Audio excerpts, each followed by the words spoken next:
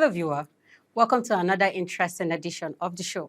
It's great having you, and thanks for joining us. This is Viewpoint, talk show where they talk as EB. It is an interactive talk show where we talk about anything and everything trending, ranging from entertainment to politics, health, education, lifestyle, power of community, you just name it. All you need to do is sit back, enjoy, and engage in our conversations. My name is Hadiza Galadima, and right here with me is the beautiful Rachel. Hello, Hadiza. How you doing? Very well. And the amazing Confidence. Hi, Hadiza. How you doing? I'm good. All we do on the show is pack meaningful conversations, inspire change within our community as we engage in honest dialogue. Let's go on a commercial break. We'll be right back. Please stay with us.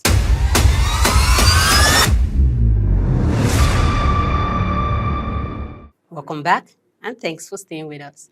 This is Viewpoint, talk show where they talk CB. And now right straight to the business of the day. Let's get started. Nico Reed said, sometimes the bad things that happens in our lives put us directly on the path to the most amazing and wonderful things that will ever happen to us. On today's episode, we are going to be talking about the recent happenings in the country. Firstly, let's talk about the subsidy removal on electricity. It is a development which may eventually end all forms of energy subsidy in the country. Electricity tariff is set to increase by over 40% from July 1st. Now, let's talk about the sure availability of power supply in the country. Okay, and we're also going to talk about the effect it's going to have on household and businesses in the country, most especially small businesses, because we know most times anything that happens in the country affects the masses, affects mostly the small businesses and how they live their day-to-day life. So how do you feel this tariff is going to affect a whole lot of Nigerians, considering the fact that our fuel subsidy was just removed a while ago? So how do you think people are going to cope? How do you think Nigerians are going to cope? Because right now, even with the little, I would say, even with the little electricity supply we have, we are actually complaining. So with this new tariff, with this increase of over 40%, I think Nigerians should just brace up or should just gear up for the toughest of times. Meanwhile, we all know that, okay, removal of subsidy always at the end of the day benefits. But before that happens, what do you think the life of Nigerians will look like? Like you said, fuel subsidy was just removed. And ever since that happened, we've experienced an increase in, I would say, almost everything in the market, foodstuff, everything. I don't think this is coming at the right time because removing fuel, transportation fare is now really high. You know, people are managing, even the rich are crying right now, people are managing to live their lives. Now, increasing electricity, it's not like it was not expensive before, it was. There are households paying, you know, it's not like a static price, there are households paying 10,000, 15,000 and more. You know, I think the list should be around 2,000 thereabout. So increasing it right now, it's like, I don't know, it's more like you're trying to just make it so obvious that you're pushing Nigerians into extreme poverty, because we know not every household can afford this, even when it was, you know, even when it was affordable to the government. You know, not everyone can afford it, and now increasing it. And I think the government should tell us why they are increasing it. You know, when they removed fuel subsidy, they said, okay, it's affecting the government. They can use that money to do something, you know, build hospitals, build roads and all of that. Why are they removing electricity tariff? I think the subsidy on electricity tariff, I think they need to tell us why, and why it's coming now, and why everything is coming at the same time. You remove fuel subsidy, you increase this, you increase that. Why is everything coming now? I think the government really needs to open up and tell us this is the reason. They said something about, they said they pay 50 billion naira monthly on electricity subsidy. Are they just finding out? They know, so they feel, okay, why waste this money on subsidies? Well, because the same thing that applies to them removing subsidies on fuel will be the reason why they are removing subsidies. Hadiza, are we even seeing the light? That's a very good question. In a day, how many minutes? Hadiza, let's be realistic. Right. You pay for electricity, fine. Do you see the light? What do you use it to do? They They bring the light now, they take it the next minute. If they even bring it, the current is so low, you can't use it to do anything. And even if it is full, you are happy. Once small rain fall like this, that light to go for days. If small thunder strike like this, light to go for days. What we're even talking about like this, yes, some people see the light, some people don't even see the light at all. Yes. And then you're wondering, Nigeria is so blessed. Neighboring African countries around us were the ones supplying them this energy, and you sit down and you wonder why certain basic infrastructure, certain things that the country should have that nobody should be complaining about. I mean, if you should be complaining about anything, it's not electricity, it's not water, it's not road, it's not all these basic amenities, you know. And then they say they want to remove the subsidy, you know, electricity tariff, and then you're wondering, if I was buying units of, let's say, 1,000 is 200 units, you can imagine now that, and for people that have fridges, air conditioners, heavy stuff, well, not so heavy, but basic things that are needed in the home, you find out that now you're just going to have to be limited on a lot of things, you know. And then the bottom line is the fact that this thing we're even saying, the light's no one day. There's no light. If we're enjoying the light, there are some areas that have not seen light for like 2 months now. If you call people and ask them, they'll tell you. And then honestly, like, I agree with what you said. The government needs to tell us what's in the occur, what's going on.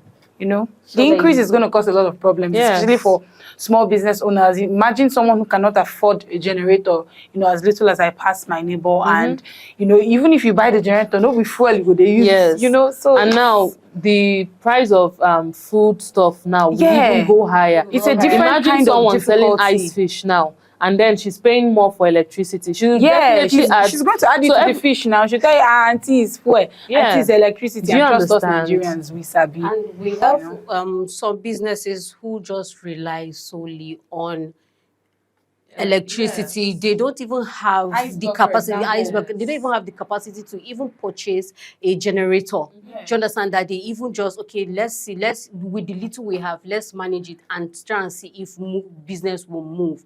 With this now, a whole lot people that are even coming to my mind right now are all these cyber cafe people, or like how would they cope? How would they cope and all that? So like what I want to say is that, do you think the president is actually doing too much at a time, or he is actually going on the right pace? Is it is all this too much? I mean, I was looking at Rachel's piece. Personally, I feel like what the president is, well, he's jumping too much. Well, he's doing well. You know, it's the right thing to do. These subsidies are robbing us economically, but at the same time, if you want to do something like this, everybody. Like when you remove the fuel subsidy, at least you've removed it, it's affecting us. You said it's for you want to use the money you remove from subsidy to build this. You never build the thing, we never see them. You don't come out under subsidy. Okay, you're jumping too much. You need to calm down. Well. Let's go on a commercial break. When we're inside, we'll dish out the rest of the show to you. Please stay with us. We'll be right back.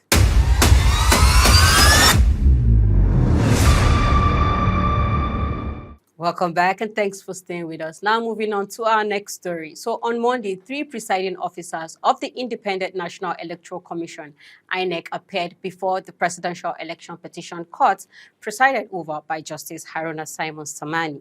The 3 presiding officers, who were Janet Turaki, Christopher Bulus Ardo, and Victoria Sani, all expressed their frustrations regarding the failure to transmit the results of the presidential election on election day. Janet Turaki, who was the first witness, testified on behalf of Atiku Abubakar, stated that voters' accreditation was successful, but difficulties arose when it was time to upload the election results.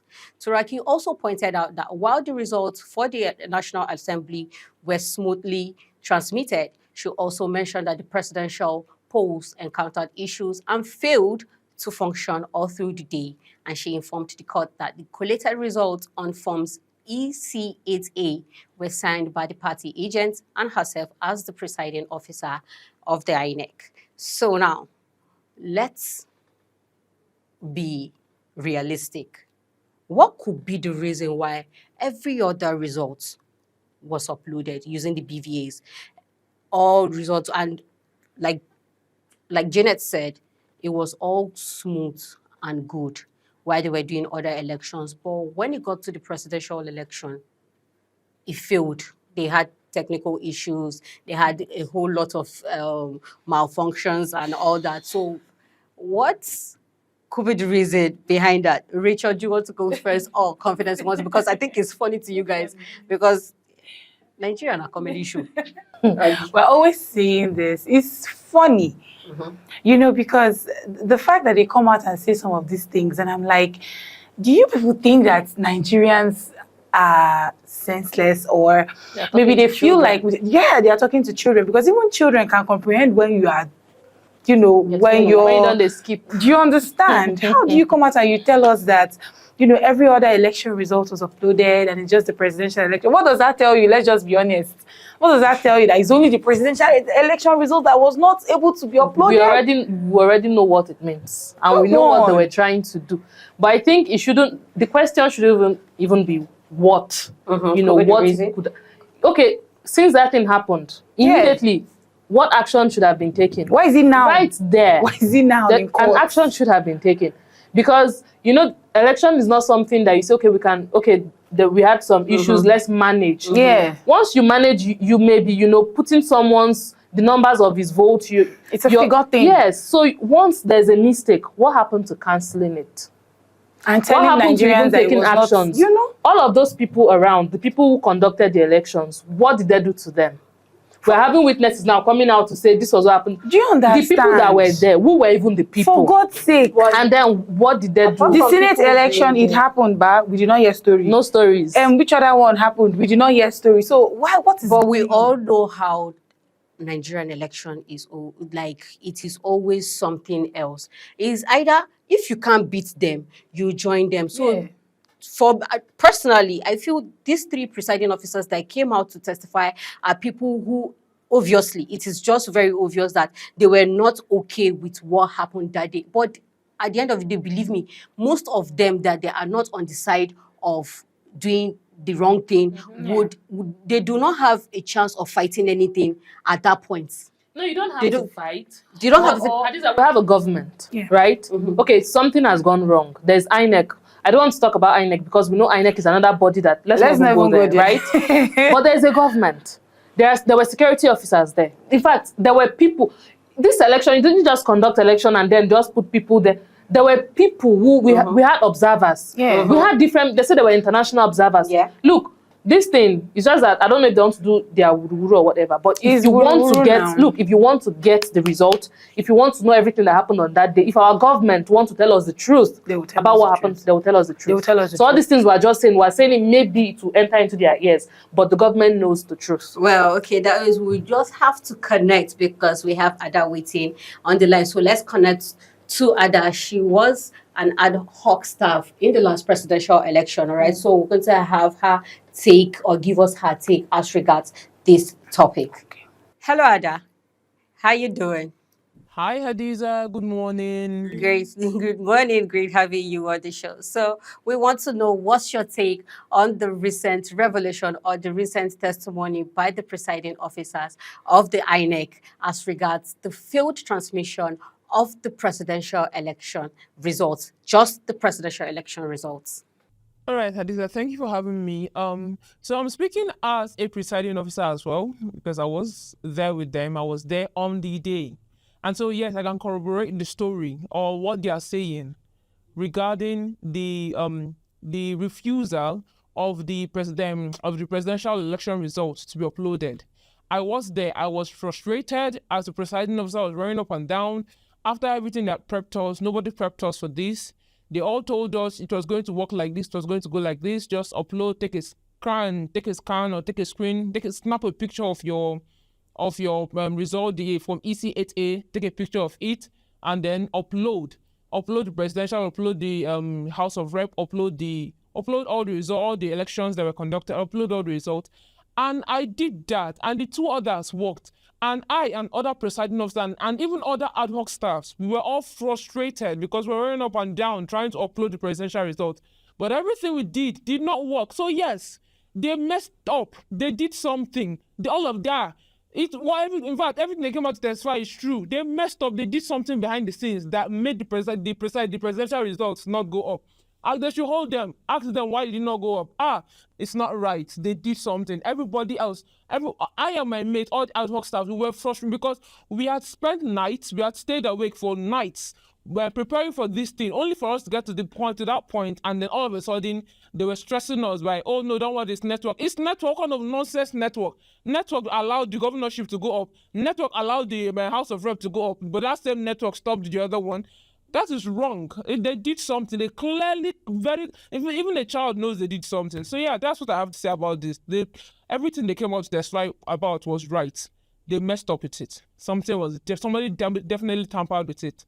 That's all I have to say. Thank you so much. All right. Thank you so much, Ada. We really, really do appreciate that from you. This shows a sign of we have a whole lot of frustrated Nigerians as regards the outcome of the presidential election, all right, and the uploading of the presidential election. But we will always be looking up for a better Nigeria, okay? We'll always be looking up for people to always do the right thing, all right? So we'll be going on a commercial break. When we return, we'll continue our show. Please stay with us.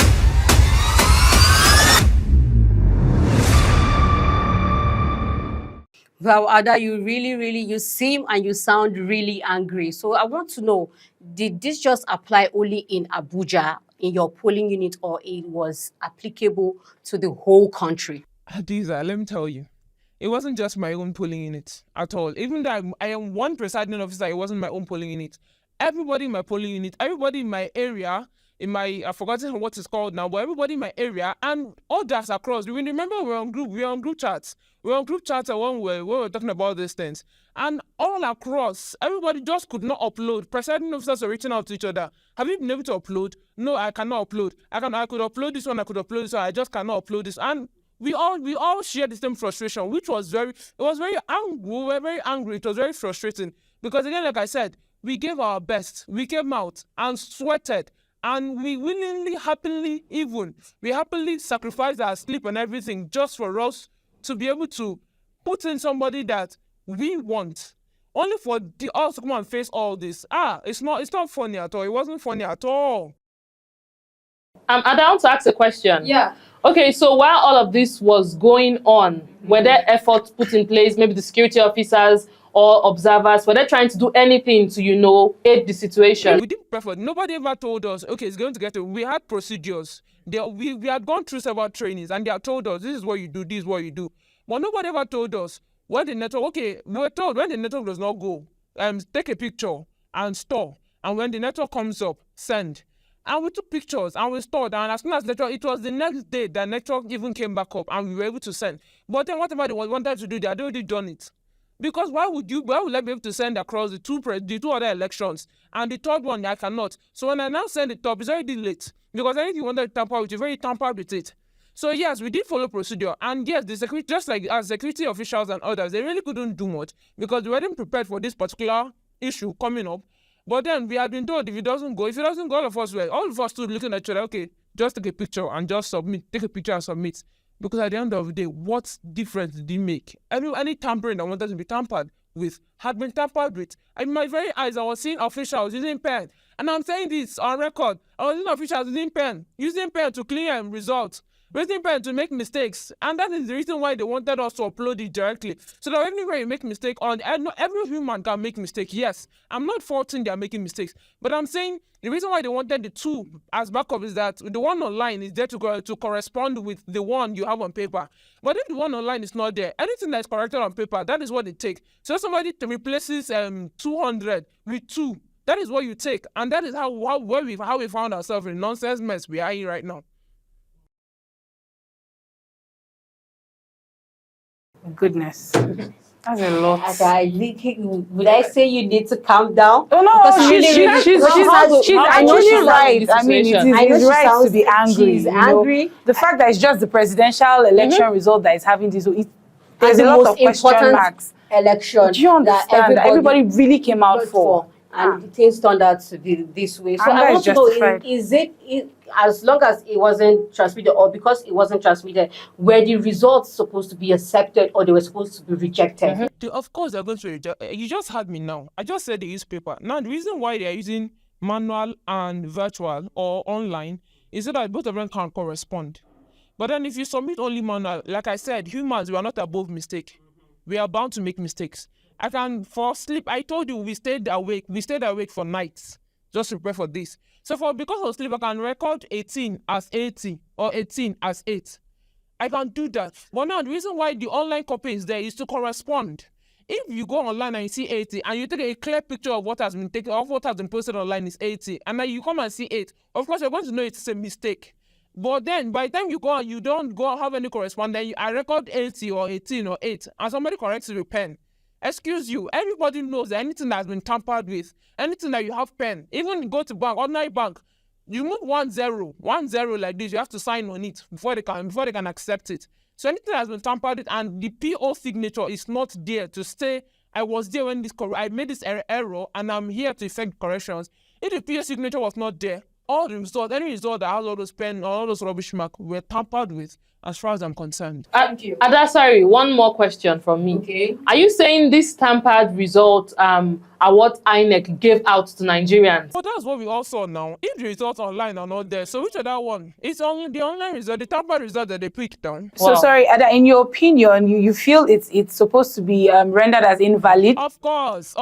It's by simple logic. You go to a bank, and if you tamper with something and you don't sign on that thing, any day that slip finds itself in the court, it is invalid because you did not sign on that.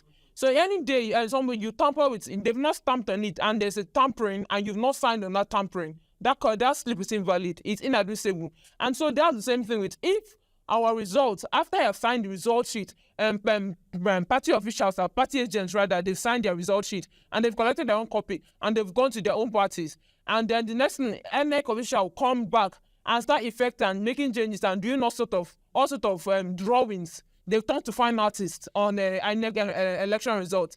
Of course, it's inadmissible. Even a child knows that it's inadmissible. You can't use that kind of result and do anything with it. Wow, thank you very much, Ada. Oh my goodness. This is heavy. It's really heavy. I'm coming from a presiding officer. Yeah. Like, she really speaks the mind of a whole lot of presiding officers who this act did not really sit right with them. All right, we really do appreciate your contributions. They are really, really valid. We'll be going on a commercial break. We'll be right back. Please stay with us.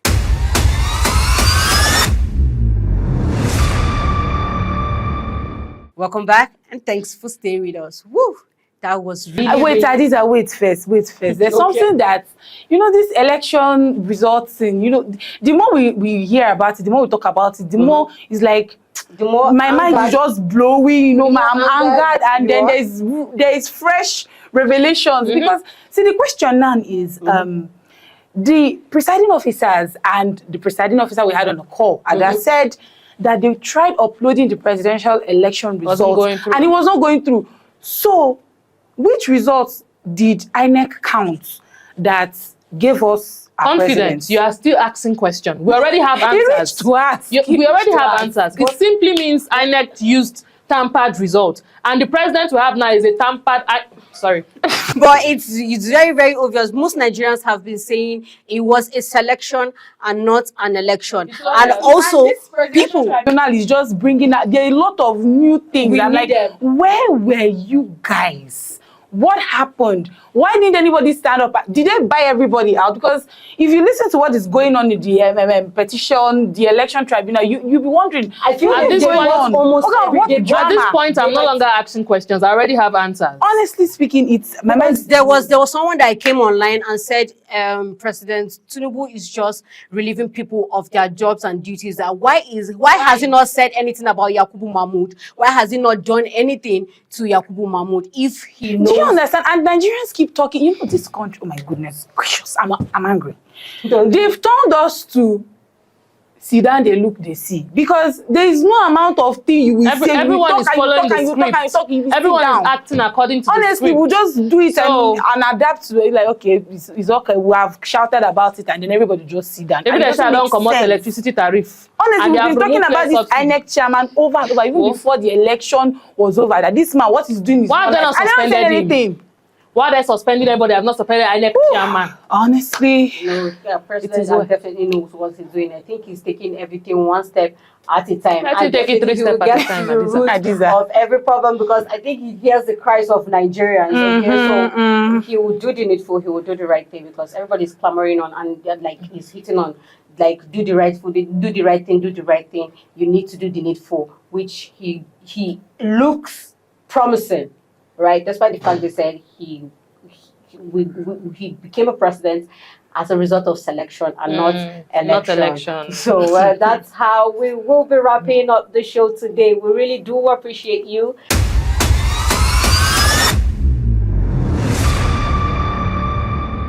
So that's all on today's edition of Viewpoint. You already know, talk show where they talk up as EB. We really do appreciate you and your time. Let's do this again. Same place, same time. Make it your favorite by following all our social media handles displayed on your screen for more exciting and explosive episodes. Be a part of our community. We would love to hear from you. So subscribe and click on our little notification bell on YouTube at Oweleketv.